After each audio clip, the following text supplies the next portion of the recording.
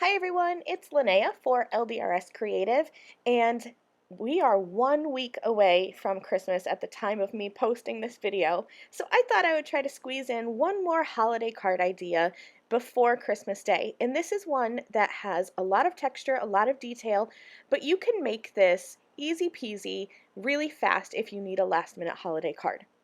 So I have the Winter Bouquet etched dies, and this die set has two dies. This one I'm cutting from vellum is like a backer die, and this just makes it easier if you're going to do an inlay technique, which is what I'm going to do today. This more detailed die, I'm going to cut from 4 different colors of cardstock. I'm going to cut from green, and that's going to be my my base die. That'll be what I am filling in. I'm also going to cut from some gold foiled cardstock and then from 2 shades of red. And I'm going to use the gold and the 2 shades of red for my inlay technique. Now you can see here all these little pieces are going to pop right out. So that's what I'm going to do with this green piece, is remove all of these extra pieces, and you can save them for an extra project. I won't be using them on my card today. I just need the outline portion. I also cut it from gold cardstock, and for this I will be keeping all these extra little tiny pieces, especially that outline, because that'll make a pretty second card. All I'm using the gold for are those little berry type flowers and then the 2 smaller flowers on the outside of the arrangement. I cut this die from 2 shades of red, and I'm going to grab some LDRS Creative ink, and I have a tiny little ink dauber, and I'm going to add some ink to the center of each of these petals just for some extra dimension. This is a step that you could definitely skip if you want to, but I think it just kind of elevates the design a little bit and adds some interest. Now I'm going to go ahead with my inlay technique. I have my glue bottle, and I just like to add some glue onto the petals, and then just like a puzzle, I'm going to piece them back in.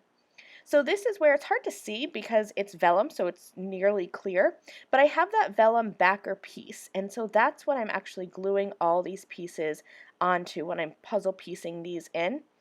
And you can see the petals are different shapes, so it's really easy to just pop them into place just like a puzzle. I went ahead and I finished up my inlay design off camera. Here you can see how pretty that gold is, and I have those 2 shades of red, so those flowers are different colors. And I grabbed the Yuletide 6x6 paper pack, and I used one of my favorite patterns. It's that cream colored cardstock with the gold plaid pattern, and I cut that down to be the size of my card front, and I'm going to set that aside and work on my sentiment. I have the Good Tidings Sentiments Impression letterpress press plate dies and a piece of LDRS Creative watercolor cardstock. Now just a reminder, like I always say in all my videos, these impression press plates are meant to be used with a letter press system. So I am using the Better Press by Spellbinders. You don't want to run these dies through your die cutting machine with your standard cutting plates. You will damage your machine and your plates. You need to have this specialized platform.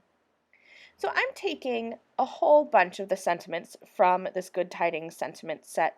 I'm only going to use one, but since I have my supplies out and I have a full piece of watercolor cardstock, I might as well press a bunch of sentiments and set them aside for future projects. So I'm using the grid lines on my letterpress, Better Press platform here, and I'm just kind of lining them up.